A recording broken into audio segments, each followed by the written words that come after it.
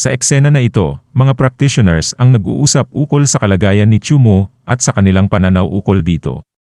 May isa sa kanila ang nagsabi na nararamdaman niya na ligtas sila sa kanilang kasalukuyang lokasyon. Nagpahayag ito ng takot na naranasan nila habang nakikipaglaban si Chumo sa isang demon beast na nauwi sa pagkawasak ng isang kalsada. Sinasabi niya na kung hindi sila tumakbo ng mabilis, baka sila'y napatay din ni Chumo. May isa pang practitioner ang nagpahayag ng opinyon na ang puso ni Chumo ay nabasag. Tinukoy niya ang pagiging hindi matatag ng loob ni Chumo dahil sa mga insulto mula sa ibang tao. Nagtataka siya kung paano ito maaaring maging pinakamalakas na savior kung hindi niya kayang tiisin ang mga insulto. May isa pang practitioner ang nagpahayag ng saloobin na tinukoy ang paraan kung paano nakuha ni Chumo ang kanyang kapangyarihan sa pamamagitan ng pag-scam ng Destiny Coins at Double Buff. Nagpahayag ito ng pangangalitab ng loob ukol sa dami ng mga Destiny Coins na ini-accumulate ni Chumo at ang pagnanakaw nito mula sa ibang saviors. Isang practitioner ang nagsabi na sa kanilang paningin, may limitasyon sa mga body practitioners, at ito ay sayang na binibigyan ng mga Destiny Coins. Nagpahayag ito ng plano na sa susunod na 2 Secret Land, kukunin nila ang mga bonus na Destiny Coins, at sana ay ma-overtake nila ang lakas ni Chumo. At bigla isang nakakatakot na tunog mula sa likod ng isang practitioner ang biglang lumitaw. Nagsasabing at nagtaka kung tama ba niya narinig ang pangalang Chumo. Biglang lumitaw ang isang kakaibang halimaw. May isa sa mga practitioner ang nagpahayag ng takot sa kabila ng itsura ng halimaw. Sinasabi niya na bagamat mukhang cute ito, ang boses nito ay kakatakutan. Nagmungkahi siyang patayin ito. Ngunit may isa pang practitioner ang di sumangayon sa ideya ng pagpatay sa halimaw at nagpahayag na ito ay alaga ng isang talented core disciple ng Donghuat Shaman sect na hindi dapat kalabanin. Sumabay naman ang halimaw na nagtanong kung nagsasalita sila tungkol kay Chumo at sinabi na galit ang kanyang master na si Yu Qianyan at nais nitong sampalin si Chumo. Binatikos din niya si Chumo bilang isang amateur practitioner ng 5th Secret Land na hindi dapat tawaging pinakamalakas na savior.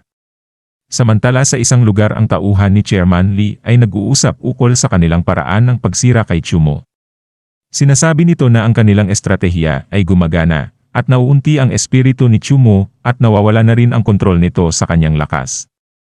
Inaasahan nilang magiging lantarang pagkabigo si Chumo pag alis niya sa Secret Land, maliban kung may tutulong sa kanya.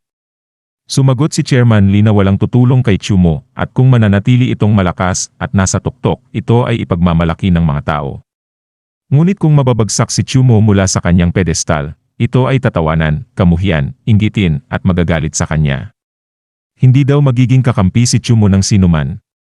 Sinabi din niya na kung sino man ang tunay na nais tumulong kay Chumo, dapat alam nila ang kanilang gagawin. At nagpahayag ang tauhan ni Chairman Lee ng kanyang suporta sa plano. Ipinakita niyang handa ang kanyang cyber team na sirain at laitin ang sinuman na magtatangkang tumulong kay Chumo sa studio. Sinabi ni Chairman Lee na ang mga taong nagtatangkang tulungan si Chumo ay magiging masama ang reputasyon at hindi makakakuha ng Destiny Coin na gantimpala. Ipinakita niyang may panganib din na mapatay ni Chumo ang sinuman sa mga laban nito na wala ng kontrol.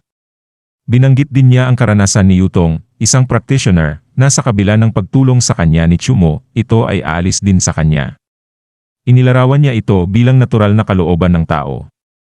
At lumabas ang mga mensahe mula sa mga manonood. May mga manonood na nagpahayag ng kanilang pagkadismaya sa mga taong kasama o sumusuporta kay Chumo na tinawag nilang scumbag.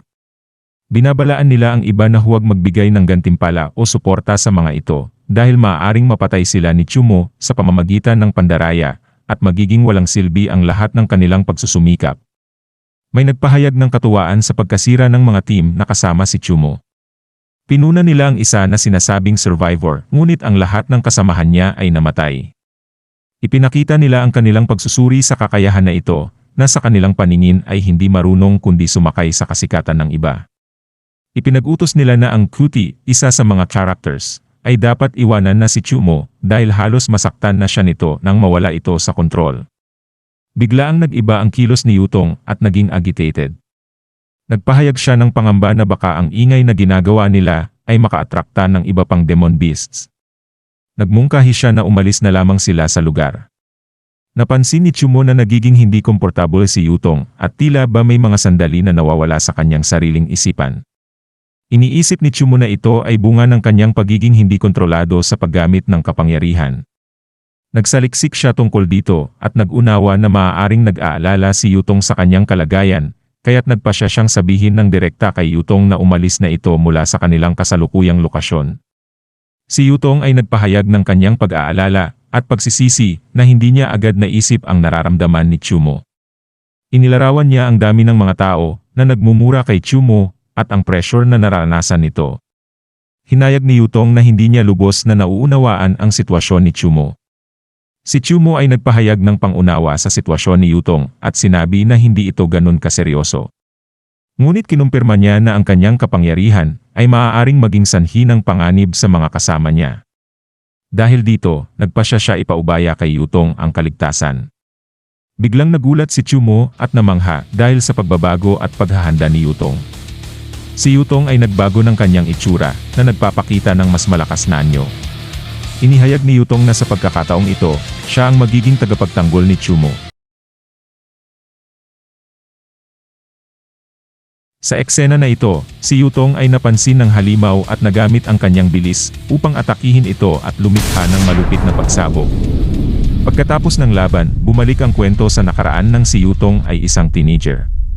Nagkaroon ng pagsusulit si Yutong kasama ang kanyang guro, at sa kanyang matagumpay na pagganap, nalampasan niya ang mga kinakailangang pamantayan. Ngunit nagulat siya nang sabihin ng guro na ayaw siyang tanggapin bilang alagad niya. Si Yutong ay nagtanong kung kailangan niyang magbayad ng higit pa. Ang guro ay nagtatanong kay Yutong kung bakit siya umalis sa Donghua Tianmen at kung bakit niya itong pinili bilang guro. Ang sagot ni Yutong ay nagpapakita ng kanyang pag-aalinlangan sa konsepto ng tunay na pagiging walang kamatayan at kung may mga totoong immortal na nilalang. Binanggit ni Yutong na dati siyang naniwala na ang pangunahing layunin ng isang mandirigma ng immortality ay maging isang tunay na immortal na nilalang. Subalit, sa pamamagitan ng kanyang tanong, ipinapakita niya ang kanyang pag-aalinlangan kung ito ba'y totoo. Binigyang diin ng guro na wala pang ebidensyang nagpapatunay sa pag-iral ng mga tunay na immortal na nilalang mula pa noong simula ng panahon. Si Yutong naman ay nagtanong kung ano nga ba ang kahulugan ng pagiging immortal. Tinukoy niya ang iba't ibang aspeto nito, tulad ng walang hanggang buhay, kapangyarihan sa paghahari, o maging ang simpleng at masayang pag-iral na malaya sa mundanong impluensya, at may malinis na kaluluwa at ugali. Ang guro at si Yutong ay nagpamalas ng malalim na pagsasaalang-alang ukol sa kanilang mga pananaw hinggil sa pagiging mga praktisyante ng immortality. Ang guro ay nagpahayag na sa kanyang pananaw, wala pang ebidensyang nagpapatunay sa pag-iral ng tunay na mga immortal na nilalang. Ibinahagi ni Yutong ang kanyang pangarap na maging isang immortal na may mabuting layunin at malinis na kaluluwa, ngunit natuklasan niya na ang mundo ng mga praktisyante ay puno ng ambisyon, kasakiman, at pang-aabuso ng kapangyarihan. Nagkaroon ng pag-aalinlangan sina Yutong at ang guro kung karapat-dapat ba silang maging mga immortal sa isang mundo na puno ng mga kahinaan at pagkukulang. Ang eksena ay nagpapakita ng kanilang mga personal na pagmumuni-muni at ang pagtatanong kung totoo pa bang may puwang para sa mga taong tulad nila sa mundo ng mga praktisyante ng immortality. Ipinakita ang pag-uusap sa pagitan ng guro at si Yutong hinggil kay Yortimethen, isang tao na tila mayabang ang pangalan. Nagpahayag ang guro na marami sa mga praktisyante ay masaya na sa kanilang kapangyarihan sa mga mortal at naniniwala na ang pagiging immortal ay ilusyon lamang. Ngunit ipinaliwanag niya na sa bawat panahon may mga taong hindi nakakalimot sa kanilang orihinal na layunin na maging praktisyante at patuloy na naghahanap ng mga bagong paraan kahit ituring silang mga baliw. Nag-react si Yutong nang malaman ang pangalang Yortimethen na tila iniinsulto ang ideya na maaaring mag-angkin ng titulong tulad ng Diyos. Inulit niya ang pangalang ito ng may galit at pagtataka. Sumunod, inilahad ng guro na 4 na mga sekta ang nagkasala kay Yortimethen na nagdulot ng pagbabawas sa bilang ng malalakas na sekta. Nagkaroon ng pagkabahala si Yutong tungkol sa isang tao na tinatawag na Yortimethen na tila may malakas na kapangyarihan. Ngunit ipinaliwanag ng guro na maraming talaan tungkol kay Yortimethen ang nawawala. Personal na opinyon ng guro na posibleng naging isang immortal being si Yortimethen o malapit na rito. Ngunit dahil sa pagkawala ng mga talaan, nahihirapan silang malaman ang totoong kwento nito. Sinabi ng guro na ang kanyang tungkulin ay patuloy na magsaliksik tungkol sa mga kwento tungkol kay Yortimethen sa kasaysayan at subukan ibalik ang kanyang alaala sa pamamagitan ng mga impormasyong ito. Nag-alok din ang guro na makipagtulungan kay Yutong at magtrabaho kasama nito sa kanyang sekta. Si Yutong ay nagtanong kung pumapayag na ba ang guro na tanggapin siyang alagad nito. Ngunit bago ito tanggapin, hiniling ng guro kay Yutong na ipaliwanag kung bakit siya pumili nito bilang guro. Nagpaliwanag si Yutong na napagdesisyonan niyang pumili ng guro na ito dahil sa sabi-sabi ng ibang tao na ang guro ay mahina at mas madali raw maging alagad dito. Sa pagtanggap ni Yutong bilang alagad ng guro, nagsimula ang kanyang pagtulong sa mga pananaliksik ng guro. Inilarawan niya ang mga pagkakataon ng mahirap ang kanilang buhay, kung saan kailangan nilang umupa ng bahay sa labas ng lungsod bilang kanilang lugar ng pag-aalaga. Ngunit sa kabila ng lahat, patuloy na nahihikayat ang mga tao na sumama sa guro dahil sa kanyang malinis na karakter at dedikasyon sa pagsasaliksik. Ipinakita rin ni Yutong ang espesyal na atmosfera ng kanilang lugar na magaan, nakaka-relax, at seryoso sa praktis, na nagiging dahilan kung bakit marami ang napapalapit sa kanilang sekta. Naalala ni Yutong na may 2 estudyante na tila nag-aalok sa kanya ng mga bagay upang ipakita ang kanilang pagsilbing magkaibigan. Ngunit si Yutong ay nagsimulang mag-alala tungkol sa mga pangyayari sa nakaraan. Bilang pinakamatandang alagad, siya ay matagal nang kinikilala at hinahangaan ng maraming tao sa kanilang komunidad. Subalit isang araw, ang tirahan ng kanilang guro ay winasak. Ang mga guro ng ibang sekta at kanilang mga alagad ay sumugod sa kanila at inakusahan ang kanilang guro na nagmamalaki at nagsisinungaling ukol sa praktisya ng Urtimethen. Sinabi nila na ginamit ng kanilang guro ang kasinungalingan upang mapanatili ang prestihyo at makumbinsi ang maraming praktisyante na sumama sa kanya. Inakusahan din nila ang kanilang guro na nagdulot ng kalituhan sa mga praktisyante at nagdulot ng pagkawala ng kita sa kanilang mga sekta. Hinihiling nila na ang kanilang guro ay umamin sa kanyang pagkakamali at magdusa ng matindi. Gayon din, hinihingi nila na ang iba pang alagad at tagasunod ay aminin ang kanilang mga pagkukulang. Ngunit tinutukso lamang sila ng mga ito at itinuturing na mga kasinungalingan ang lahat ng sinabi ng kanilang guro. Si Yutong habang nagpapakumbaba, nag-alala siya sa mga pangyayari sa kanyang nakaraan. Nangyari ito matapos ang pagkasira ng tahanan ng kanilang guro at ang pagsugod ng ibang guro ng mga sekta patungkol sa kanilang guro. Sinabi ng mga tao na masyadong madaling mapaniwala ang mga bata at nagtanong kung sino ang sumusuporta pa sa kanilang guro bukod sa kanya. Tinukoy ni Yutong na lahat ng mga alagad at tagasunod ng kanilang guro ay umalis at siya na lamang ang natirang sumusuporta dito. Sa takot, tinanggap ni Yutong ang pag-amin ng kanyang pagkakamali, ngunit hindi nagawa ito ng kanyang guro. Ayon kay Master Shifu, ang mundo ay nangangailangan ng mga taong hindi kinakailangang umamin ng kanilang mga pagkukulang. Gayunpaman, pumanaw na ang kanyang guro at nagtawanan ang iba sa kanyang libingan. Nagpahayag ang mga tao ng kanilang galit at pangarap kay Yutong. Iniinsulto nila ang guro ngayong wala na ito at sinasabing masyadong mahina ito. Nagiging dahilan si Yutong ng pang-aabala at pag-aaksaya ng oras ayon sa kanila. Ipinakita ni Yutong ang kanyang determinasyon na huwag nang magpatalo at hindi na aminin ang mga pagkukulang niya sa harap ng mga tao. Bagamat puno siya ng panghihinayang at galit dahil sa mga pangyayari sa kanyang buhay, nagpasya siyang hindi na maging malambot at magpumilit na hindi na aminin ang anumang maling akusasyon laban sa kanya. Sa huli ng eksena, may lumitaw na malinis na pag-atak mula kay Yutong sa halimaw na nagpapakita ng kanyang tapang at kakayahan na labanan ang kalaban. Sa biglang pag-usbong ng abiso mula sa kanilang mga screen, nagulat ang mga mandirigma ng Secret Land. Ito ay nag-angkin ng pagdating ng isang bagong hamon, isang boss na dapat tawaging makabibilanggo. Pinupuri ng mensahe ang tagumpay ni Savior Yutong na nagapi ang doppelganger boss. Nag-ugat ang mga bulong at pagsususpetsa sa gitna ng mga mandirigma, lalo na kay Mislas Bishwang, na nagtatanong kung bakit maaga naglabas ng boss at tila nabawasan ang kahirapan. Si Mr. J, ang may karanasan sa kanilang hanay, ay nag-aalala na maaaring naapektuhan ng nakaraang tagumpay ni Yutong ang kasalukuyang pangyayari. Sa isang hinto ng pag-asa sa hangin, hinanda nila ang kanilang sarili para sa paparating na laban, na alam nilang magiging maikli lang ang kapahingahan, sapagkat sa loob ng 30 minuto, isang matitinding demon beast na may gulang na 500 taon, ay magbabalik loob. Ipinamahagi ni Mr. Jisheng ang kanyang mga kaalaman, ipinasilip na ang boss ngayong ito ay magiging isang multi-body na halimaw. Binalaan niya na kung ang kapangyarihan sa laban ng boss na ito ay umabot sa 2,000, ito ay lalabag sa mga limitasyon ng Secret Land at magpapalakas ng isang mekanismong naglilinis. Ngunit ipinaliwanag niya na kapag ang pangunahing katawan at ang doppelganger ng Demon Beast ay hiwalay, ang kanilang lakas sa laban ay magiging 500 taon lamang bawat isa na nagbibigay daan sa kanila na iwasan ang mga pagsaligsa ng Secret Land. Maari nitong iwasan ang mekanismong naglilinis. Nagduda siya na maaaring may kinalaman ang isang alien na mundo sa pag-aayos ng sitwasyon na ito, layuning puksain ang lahat ng mga praktisyonerong sabay-sabay. Sumabay si Miss Kelly na punong-puno ng pasasalamat. Kinikilala ang masasabi na tulong ni Yutong sa maagang pagwawagi ng doppelganger na nakaiwas sa potensyal na pagtugis ng isang demon beast na may 2,000 taon ng lakas. Ipinahayag nila ang pasasalamat kay Yutong sa pagkabawas ng kahirapan sa Secret Land Round 2. Ang pagharap ng mga praktisyoner mula sa 5 Secret Land laban sa isang demon beast na may lamang 500 taon ay nangangako ng malamasakar na labanan.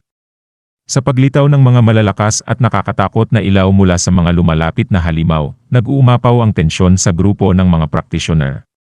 Napagtanto nilang ang boss ay muling sumusulpot, ngunit ang problema ay ang kalayuan nito mula sa kanila, na nag-udyok sa kanila na magmadali.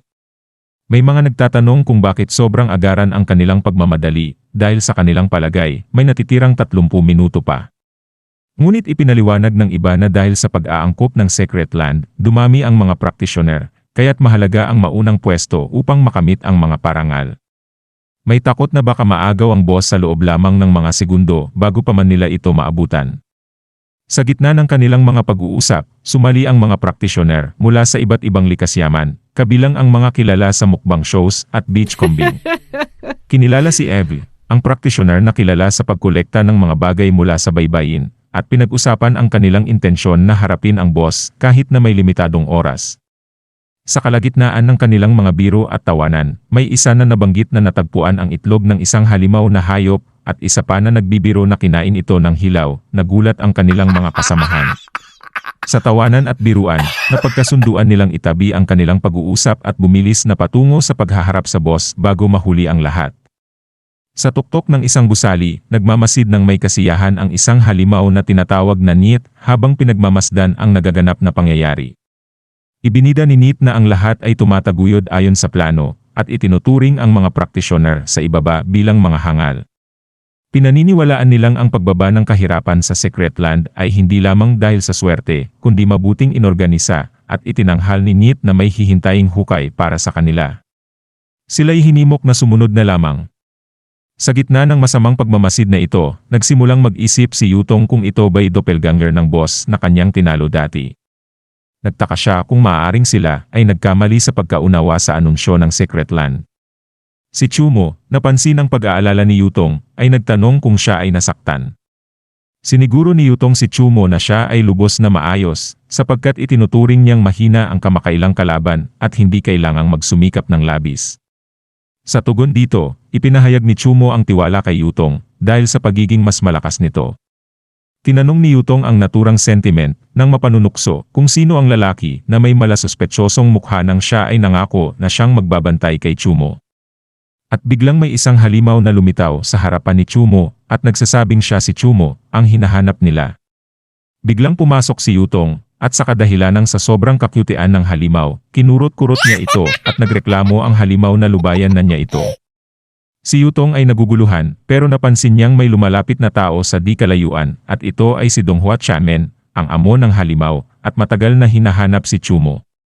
Naghamon ito ng laban kay Chumo. Tumaas ang tensyon habang nagkabanggaan ang mga karakter na ito, nagpapakita na may malalim na laban ang magaganap. At dito na po muli natatapos ang yugtong ito. Maraming salamat po. Huwag pong kalimutan mag-like at mag-subscribe para sa mga susunod na kabanata. Hanggang sa muli.